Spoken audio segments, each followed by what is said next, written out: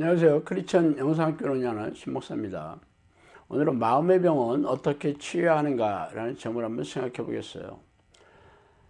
문명이 발달하고 세상이 복잡 다단해질수록 사람들의 삶은 더 고단해지죠.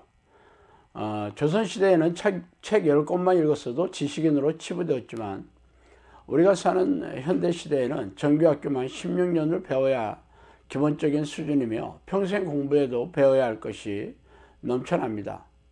게다가 인터넷의 발달로 온갖 사악한 문명이 안방으로 신속하게 들어오죠. 컴퓨터만 켜면 초등학생조차도 음란물을 여과 없이 볼 수 있으며 잔인한 폭력 게임의 마니아가 되죠. 스마트폰이 생겨나면서 부모의 방어력이나 통제력조차 잃어버려 순식간에 중독자가 됩니다.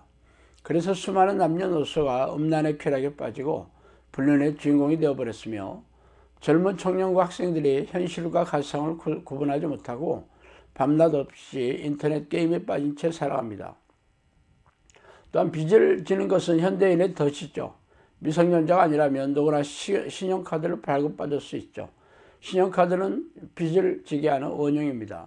신용카드를 갚지 못하는 일이 생기면 더 많은 부채를 지다가 급기야는 악성 부채의 수렁에 빠져 영혼과 삶이 황폐해지죠. 집을 사거나 자동차를 사도 빚을 얻어 사는 이때 빚의 노예로 살지 않는 사람은 거의 없다고 보죠. 그래서 탐욕과 방탕에 빠진 이들이 여차하면 삶의 불행에 빠지는 게 다반사입니다. 술이나 도박, 주식, 쇼핑을 탐닉하다 중독된 자들이 도처에 널려있죠.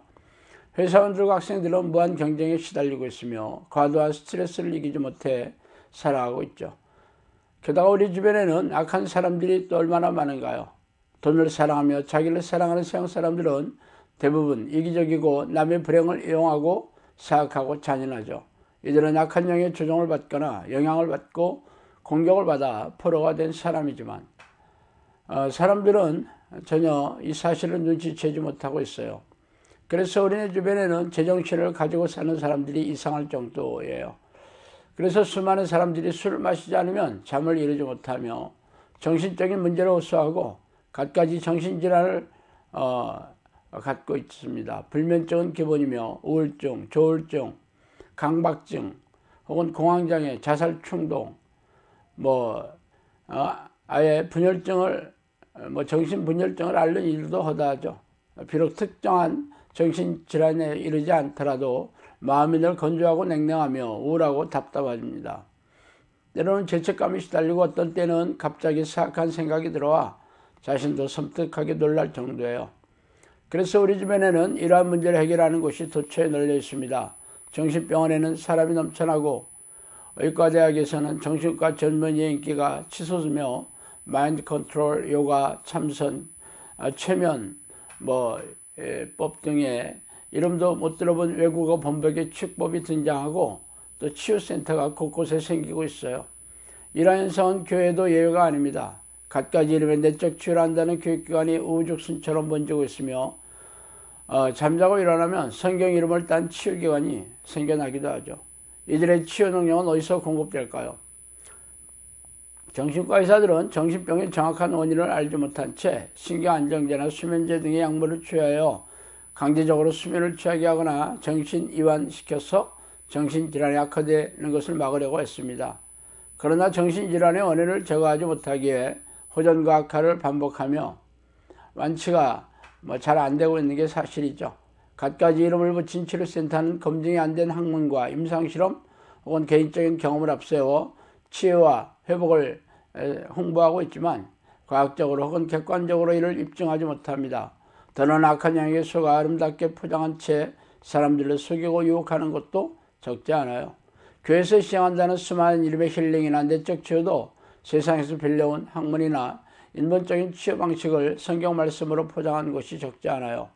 문제는 이들이 과연 얼마나 효과적으로 이를 다루고 있는가 하는 것이죠.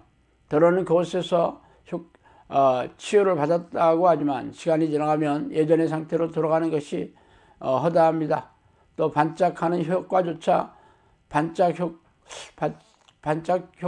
없는 이들도 많아요. 그러나 마음의 병을 치유하지 못해 고통에 시달리는 사람과 그 가족들은 이곳저곳을 기웃거리며 수많은 시간과 엄청난 돈을 낭비하고 있습니다. 그 원인에 대해 병원이나 민간기관은 물론 성경적으로 내적 치유를 한다는 곳에서조차 이 말 저 말로 혼란스럽지만 성경은 이런 증상에 대해 명쾌하게 말하고 있어요. 어두운 마음을 조장하는 미움, 시기, 교만, 질투, 증오, 탐욕, 쾌락, 집착, 분열, 싸움, 염려, 걱정, 의심, 두려움, 공포, 좌절, 절망, 죄책감 등은 모두 죄라고 하지 않았습니까? 죄를 짓게 하는 것은 악한 영이며 시험하는 영이라고 성경 곳곳에서 분명하게 말하고 있죠. 그렇다면 마음의 병은 무엇입니까? 영혼이 병든 상태를 말하죠. 보다 더 정확하게 말해서 악한 영의 공격을 받아 영혼이 심각한 빈사 상태에 빠져 있는 것입니다. 악한 영들은 모든 사람의 생각을 속이고 들어와 뇌를 공격해서 수많은 악한 생각을 넣어주죠.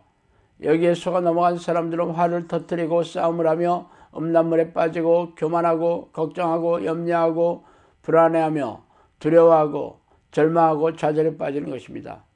그러나 시간이 지나면 다시 회복되어 미안해하며 사과도 하고 죄책감이 빠져 자신의 부족함을 시인하고 자책하기도 합니다. 여기까지는 그래도 큰 화를 입지 않겠죠. 그러나 악한 영이 더욱 집요하게 공격하여 아예 머릿속에 들어와 상주하면서 뇌를 장악하고 지속적으로 공격하고 있다면 방어벽이 무너지며 통제력을 상실하고 서서히 영혼이 병들어 가게 되는 것입니다.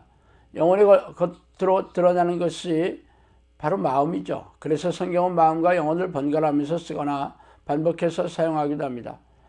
마음이 병든 상태는 정신질환으로 나타나죠. 마음의 활력이 사라지고 어두워지며 아예 정상적인 사회생활을 하지 못합니다. 몇 살을 비관적으로 생각하고 부정적이고 여기거나 자기중심적으로 여기죠. 그래서 이를 충고하거나 조언을 하는 식구들에게 날카롭게 공격하기도 합니다. 술에 빠져 알코올 중독자가 되거나 게임에 빠져 게임 중독자가 되기도 합니다. 자녀나 남편을 돌보지 못하는 주부가 되고 가정을 챙기지 않는 가정이 되기도 합니다. 회사나 직장생활을 이어나갈 수가 없죠. 그래서 많은 돈을 들여 병원과 치유센터를 다녀보지만 결과는 허망하죠. 이런 사람이 가정에 있다면 남은 가족조차 병들게 되는 것입니다. 제가 사역하는 사역 중에 하나는 악한 영과의 싸움을 하면서 수많은 정보를 알아내고 귀중한 경험을 쌓아가고 있어요. 그래서 내린 결론이 외부의 사고로 인한 뇌 손상을 입거나 유전적인 문제 혹은 출생하면서 뇌에 문제가 있어 정신질환을 일으키는 원인을 제외하고는 대부분 악한 영의 공격 때문에 정신질환이 생긴다는 것이죠.